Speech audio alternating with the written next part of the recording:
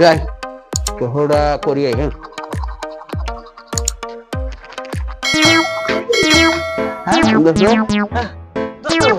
হ্যাঁ আরে দোস্ত, গতকালকে আমার আব্বা যে বিয়ে করাইছে, এখন কি আমার শীত আছে নাকি? হ্যাঁ হ্যাঁ, শীত তো এখন, এখন তো এই জন্য গোসলে যাচ্ছে, এখন কোনো শীত নাই। আরে আমি তো জানি না তুই বিয়ে করছিস দোস্ত, আমি তো শীতে বাসি না, আমার যে কি যে করি এখন দোস্ত। তুই একটা দোস্ত, তোমার আব্বারে যে কও বিয়ে করাই দিতে, তাহলে আর কম্বল লাগবে না রে, দেখছো দোস্ত? সত্যি বলছিস? হ্যাঁ সত্যি কথা? হ্যাঁ দোস্ত, এখন আমি যাই গোসলটা করে আসি। হ্যাঁ দোস্ত, তোমার শিক্ষাটাই কইছে এই শীতে বিয়েটা তোমার করতেই হবে। দোস্তের বাবা বিয়ে করাই দিয়েছে, আমার তো যেভাবেই হোক আমার বাবারে রাজি করাইতেই হবে। হ্যাঁ মনু, মনু। হ্যাঁ বাবা। কিরে তুই দলে বেলা 10টা বাজে থেকে মনু রসলাই ওরে তোর কি অবস্থা? ওরে শীত বাবা, এই শীত তো মানে একটা ব্যবস্থা আমার করে দিবে না? এই কম্বল জায়গা চাই না, আবার একটা কম্বল এনে দেব দরকার হয়।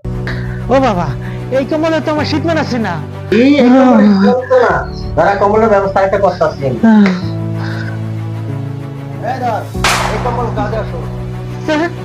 এই কি কম্বল এনে দিছো? এই কম্বল যদি তুমি 10টা দাও তাতেও আমার শীত মানাবে না বাবা। কেন ওই জবেদের ছেলের লোকে যে কম্বল এনে দিছে, তুমি ওই কম্বল আমার এনে দিতে পারো না? ওই জবেদের সাউন্ডে যে কম্বল এনেছে এই কম্বল আনলে দিলে তো শীত যাইবো বাবা। একবার ওই কম্বল আইনেই দাও না, দেখো শীত মানায় কিনা। ঠিক আছে, আমি দেখতেছি। এইবার মনে হয় কাজ হতেই পারে। রে জবেদের ফোলা না এটা? এই বাচ্চা কাকা ভালো আছেন? হ্যাঁ ভালো আছি। কাকা কি আইছে?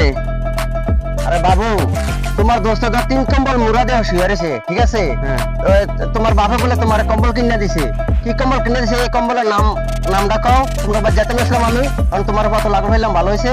আর তোমরা কি কম্বল কিনে দিছে কম্বলের নামটা কও। ওরে কাকা, কি কব, আমার দোস্ত যে এই কম্বল দিনে পাগল হয়েছে তো জানতাম না। আরে কাকা, আমার আব্বা আমারে বিয়ে করাইছে, বুঝছেন? এখন আরে বিয়েটা দিয়ে দেন। আগে তো আমিও তো কাজ কাম করতাম না, খালি ঘুরে বেড়াতাম। আরে আরে বিয়ে দেবো মানে ওর তো একটা থালা দিয়ে ভাত খায় না, বাসন দিয়ে ভাত খায় না, ওর কি বিয়ে করামো আমি? আরে কাকা, খাইবো দিয়ে দাও না আরেকজনে, সময় এলে সবই খাইবো। আপনি বিয়েটা করাই দেন, দেখেন না কি হয়। কাজ ওইটাই করেন, ভালো একটা মেয়ে দিয়ে বিয়ে করাই দেন, তাহলে কম্বল লাগবে না নি। না ছেলের তো বিয়ে দেওয়া যাইব না। এই মনু, এই তুই ওরা উড়স নাই? হ্যাঁ আব্বা তুমি আইছো? আব্বা তুমি কম্বল দেইছো? আরে বেড়া, যে কম্বল দেখছি তোর ওনার কম্বলের বয়স হয় নাই, বুঝছস? আমার ওই কম্বলই চাই আব্বা, ওই কম্বলই লাগবে আমার। ওর ওই কম্বল লাগবে, ঠিক আছে? ওই কম্বল আমি আইনা দেবো, ঠিক আছে? তোর বয়স হয় নাই, বুঝছস বাবা? তোর বয়স নাই, তোর বয়স হোক। আর ওই কম্বল আইনা দিলে তুই ওই কম্বল গাও দিতে পারবি না, ঠিক আছে? ওই কম্বল তুই গাও রাখতে পারবি না, ঠিক আছে? বুঝছ বাবা, আমার দোস্ত বন্ধু আমার সমান বয়স, তোর আব্বা দেখে শুনে বড় এক কম্বল লাইনে দিতেছে, ওরা কোনো শীতই লাগে না।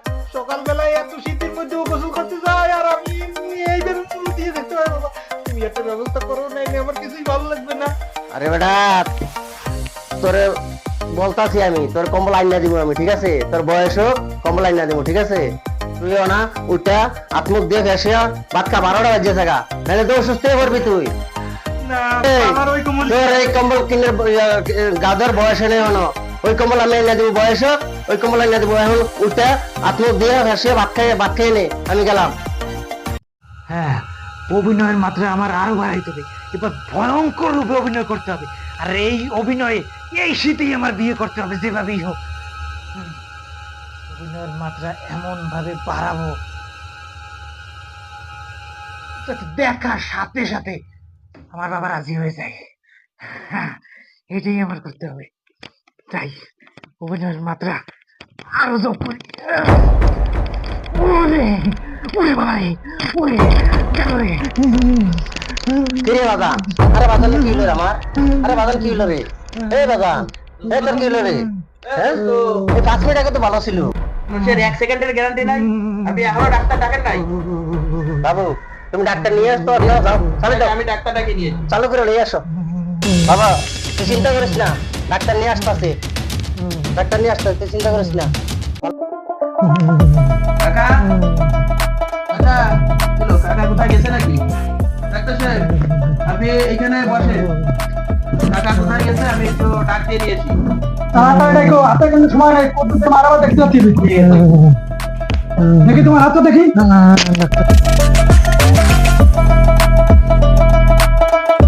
ডাক্তার, আসলে আমার জ্বরটার কোনো কিছু নেই। তাহলে কি সমস্যা কি? আরে এই শীতের দিনে আমার বন্ধুরা সবাই এক এক করে বিয়ে করছে, আর আব্বা আমার বিয়ে দেয় না। আমি এই বিয়ের জন্য আব্বার সাথে এত এত নাটক করছি, এত অভিনয় করছি, আর এই অভিনয় সবকিছু হার মানিয়ে যায়, কিন্তু আমার আব্বারে আমি একটু নরমাল করতে পারি না।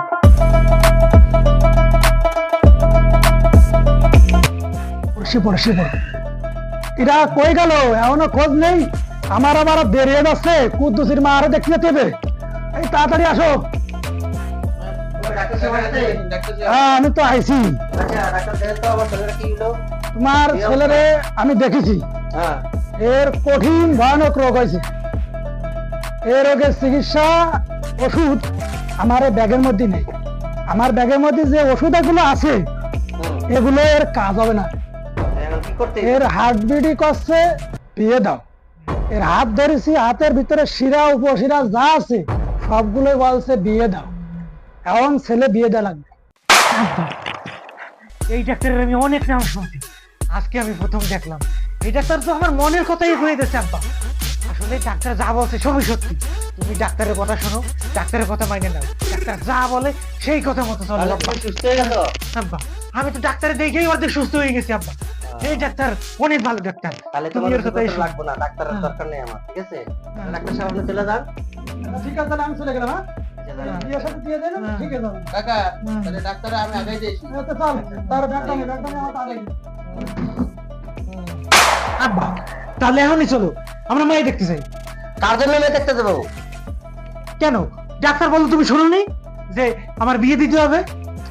আরে বাবা তোর বিয়ে দেবো, তো বিয়ের বয়স হয় নাই। তুই এখন উঠটা গোসল করে বাজার করতে যা, আমি গেলাম। আরে আব্বা আমার মনের কথাই বুঝতে পারলো না, বুঝতে চাইলো না।